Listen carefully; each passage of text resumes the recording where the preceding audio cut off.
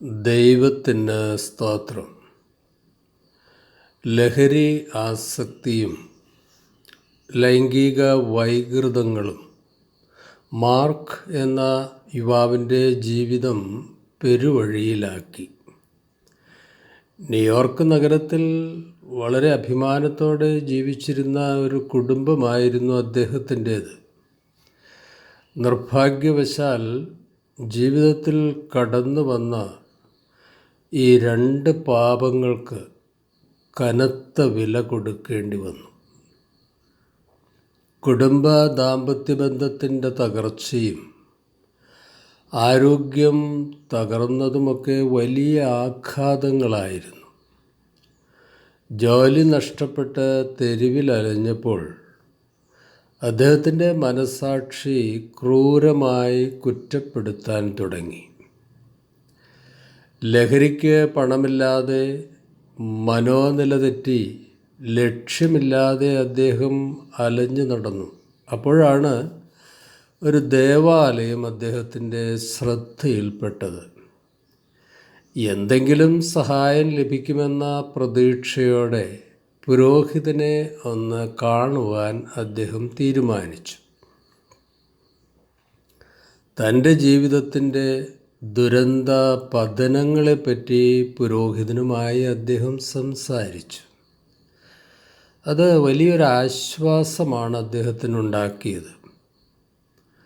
പാപത്തെ വെറുക്കുകയും പാപിയെ സ്നേഹിക്കുകയും ചെയ്യുന്ന ദൈവത്തെപ്പറ്റി പുരോഹിതൻ ദീർഘമായി, സൗമ്യമായി, ക്ഷമയോടെ അദ്ദേഹത്തോട് സംസാരിച്ചു. പാപം വിട്ടൊഴിയുകയും പാപക്ഷമ നേടുകയും മാത്രമാണ് ഇപ്പോഴത്തെ പ്രതിസന്ധികളിൽ നിന്നുള്ള മോചനത്തിനുള്ള ഏക പരിഹാര മാർഗമെന്ന് പുരോഹിതൻ പറഞ്ഞത് അദ്ദേഹത്തിൻ്റെ ജീവിതത്തിൽ വലിയൊരു വഴിത്തിരിവിന് കാരണമായി.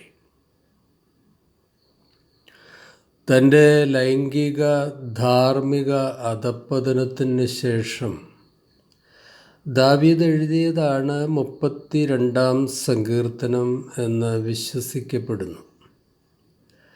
വ്യഭിചാരവും കൊലപാതകവുമാകുന്ന പാപങ്ങളുണ്ടാക്കിയ ആന്തരിക അസ്വസ്ഥതകളെപ്പറ്റി വളരെ വികാരഭരിതമായിട്ടാണ് ദാവീദ് ഈ സങ്കീർത്തനത്തിൽ വിവരിക്കുന്നത്.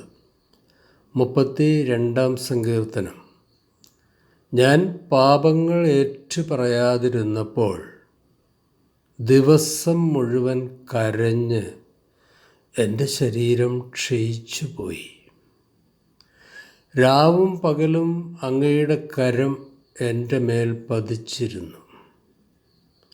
വേനൽക്കാലത്തെ ചൂടുകൊണ്ടെന്ന പോലെ എൻ്റെ ശക്തിയെല്ലാം വരണ്ടുപോയി.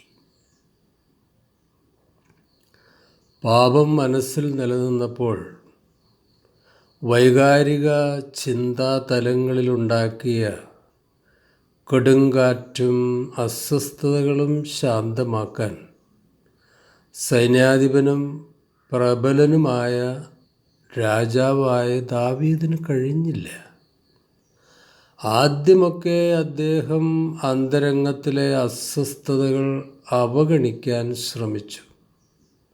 പക്ഷേ കുറ്റബോധത്തിൻ്റെ തീവ്ര ഗർജനത്തിൽ ഹിസ് ഹൈനസ് നടുങ്ങിപ്പോയി.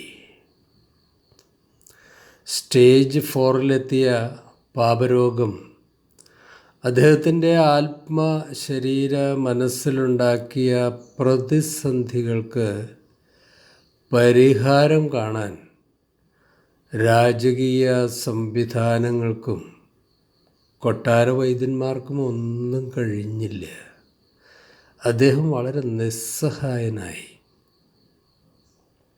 ഉറങ്ങാത്ത രാത്രികളും ഉത്സാഹമില്ലാത്ത പകലുകളും അന്തരംഗത്തിലെ വിഷാദമേഘങ്ങളും നിരാശാശൈത്യത്തിൻ്റെ വികാരമരവിപ്പും വാസ്തവത്തിൽ ദാവീദിനെ വളരെ മിസറബിളാക്കി, തകർത്ത് കളഞ്ഞു.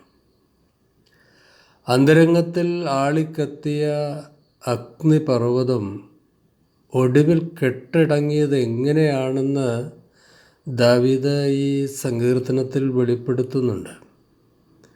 എൻ്റെ പാപം ഞാൻ അവിടുത്തോട് ഏറ്റുപറഞ്ഞു.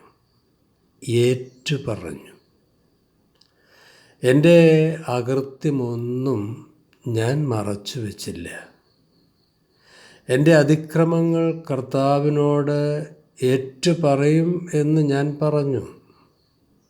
അപ്പോൾ അവിടുന്ന് എൻ്റെ പാപം ക്ഷമിച്ചു.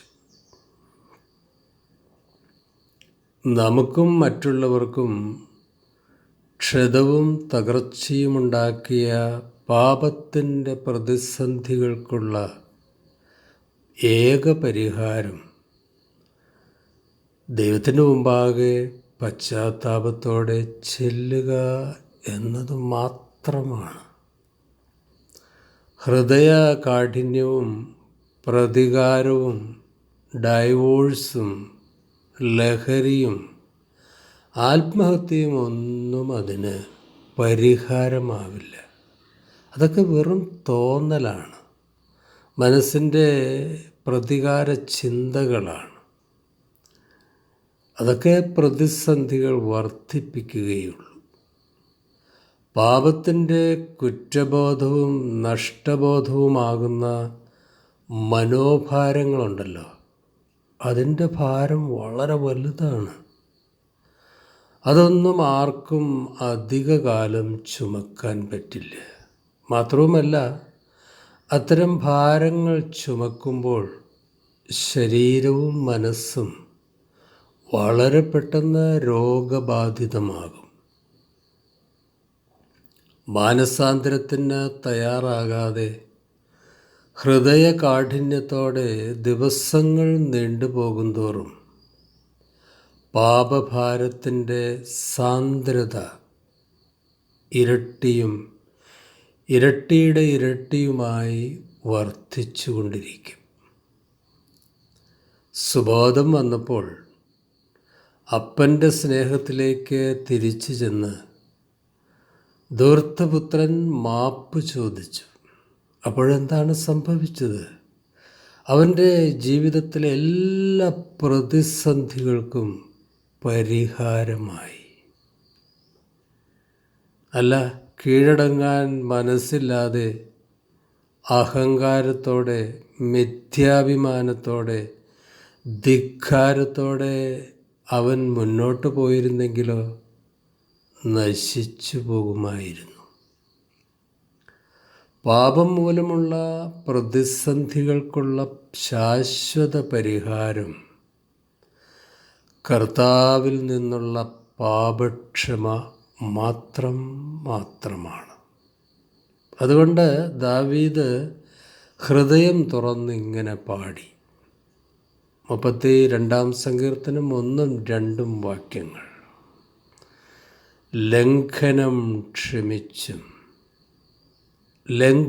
ക്ഷമിച്ചും പാപം മറച്ചും കിട്ടിയവൻ ഭാഗ്യവാൻ. യഹോവ അകൃത്യം കണക്കിടാതെയും ആത്മാവിൽ കപടമില്ലാതെയും ഇരിക്കുന്ന മനുഷ്യൻ ഭാഗ്യവാൻ. ധനസമൃദ്ധിയോ പ്രശസ്തിയോ അധികാരങ്ങളോ ഒന്നുമല്ല ഭാഗ്യം. പിന്നെ എന്താണ്? ലംഘനം ക്ഷമിച്ചും പാപം മറച്ചും കിട്ടിയവൻ ഭാഗ്യവാൻ. യഹോവ അകൃത്യം കണക്കിടാതെയും ആത്മാവിൽ കപടമില്ലാതെയും ഇരിക്കുന്ന മനുഷ്യൻ ഭാഗ്യവാൻ. ലംഘനം ക്ഷമിച്ചും പാപം മറച്ചും കിട്ടിയവൾ ഭാഗ്യവതി. പാപഭാരങ്ങളുണ്ടാക്കുന്ന ആന്തരിക പ്രതിസന്ധികളും ബന്ധങ്ങളിലെ തകർച്ചയുമൊക്കെ പരിഹരിക്കാൻ ക്രിസ്തുവിൻ്റെ പാപക്ഷമയ്ക്ക് പകരം മനുഷ്യൻ തിരഞ്ഞെടുക്കുന്ന മറ്റെല്ലാ മാർഗങ്ങളും പരാജയമായിരിക്കും. ബൈബിൾ സാക്ഷ്യം.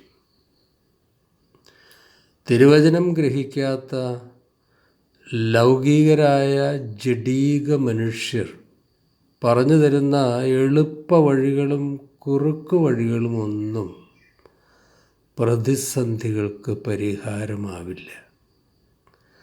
ശരീരത്തിലെ രോഗാണുക്കളെ നീക്കം ചെയ്യാതെ അത് അവയവങ്ങളിലുണ്ടാക്കിയ വ്യതിയാനങ്ങൾ വിദഗ്ധനായ ഒരു ഡോക്ടറാൽ ചിട്ടപ്പെടുത്തി സുഖമാക്കാതെ സൗഖ്യം ലഭിക്കില്ല.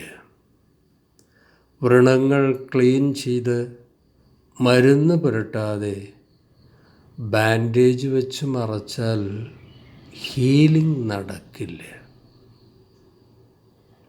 ജീവിതത്തിൽ നിന്നും പാപം നീങ്ങിപ്പോകാതെ, പാപക്ഷമ ലഭിക്കാതെ, ക്രിസ്തുവിൻ്റെ രക്തത്താൽ കഴുകപ്പെടാതെ ജീവിത പ്രതിസന്ധികൾ തീരില്ല. ഈ സത്യം തിരിച്ചറിഞ്ഞ ദാവീദ് അത്യുച്ചത്തിൽ പ്രഘോഷിച്ചു. 66 സങ്കീർത്തനം 18 വാക്യം. ഞാൻ എൻ്റെ ഹൃദയത്തിൽ അകൃത്യം കരുതിയിരുന്നെങ്കിൽ കർത്താവ് എൻ്റെ പ്രാർത്ഥന, എൻ്റെ അപേക്ഷ കേൾക്കില്ലായിരുന്നു. പാപപ്രതിസന്ധികൾ മൂലം ദുരന്തമനുഭവിക്കുന്നവരെ കണ്ടുമുട്ടുമ്പോൾ നമ്മൾ ചൂണ്ടിക്കാണിക്കേണ്ടത് ക്രിസ്തുവിനെയാണ്. പറഞ്ഞു കൊടുക്കേണ്ടത് ക്രിസ്തുവിൻ്റെ പാപക്ഷമയെപ്പറ്റി മാത്രമാണ്. കോമൺ സെൻസ് ഉപദേശങ്ങളും താൽക്കാലിക പരിഹാര മാർഗങ്ങളും പ്രശ്നത്തിന് ശാശ്വത പരിഹാരമാവില്ല. ജീവിതത്തിലെ എല്ലാ പ്രതിസന്ധികളും നമ്മുടെ പാപം മൂലം ആയിരിക്കണമെന്നില്ല. അങ്ങനെയൊന്നും പറയാനും പറ്റില്ല.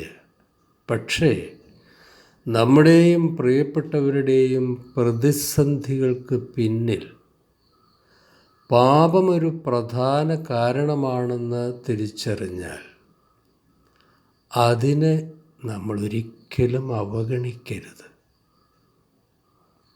പാപപരിഹാര ബലിയായി തീർന്ന ക്രിസ്തു മാത്രമാണ് പരിഹാരമാർഗം, ഏക പരിഹാരമാർഗം. സൗഖ്യദായകൻ്റെ അടുത്ത് ചെല്ലാൻ ഒരിക്കലും മടി വിചാരിക്കരുത്, വൈകരുത്. ദൈവമേ, യേശുക്രിസ്തുവിൻ്റെ സ്നേഹബലി മൂലം എൻ്റെ എല്ലാ പാപങ്ങളും മോചിച്ചു തരണമേ. പാപം മൂലം തകർന്നു പോയ ദൈവവും മനുഷ്യരുമായുള്ള ബന്ധങ്ങൾ യഥാസ്ഥാനപ്പെടുത്തി സജീവമാക്കാൻ നാഥ സഹായിക്കണമേ. നഷ്ടപ്പെട്ട രക്ഷയുടെ സന്തോഷം തിരികെ തരയണമേ. അവിടുത്തെ സ്ഥിരതയുള്ള ആത്മാവിൻ്റെ ചൈതന്യം പുനഃസ്ഥാപിച്ച് എന്നിൽ വീണ്ടും പ്രവർത്തനക്ഷമമാക്കണമെന്ന് നിത്യരക്ഷകനായ യേശുക്രിസ്തുവിൻ്റെ വിസ്മയ നാമത്തിൽ അപേക്ഷിക്കുന്നു. കൃപയോടെ കേൾക്കണമേ. ശുഭാശംസകളോടെ എ പി ജോർജച്ചൻ.